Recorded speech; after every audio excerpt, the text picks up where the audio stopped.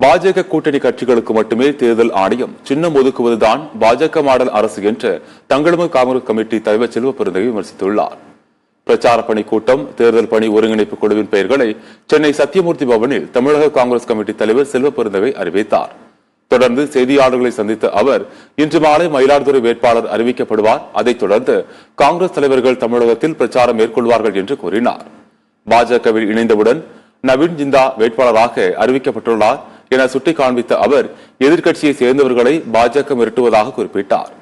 பாஜக கூட்டணி கட்சிகளுக்கு மட்டுமே தேர்தல் ஆணையம் சின்னம் ஒதுக்குவதுதான் பாஜக மாடல் அரசு என்றும் மாநில காங்கிரஸ் தலைவர் செல்வ பெருந்தகை விமர்சித்தார்.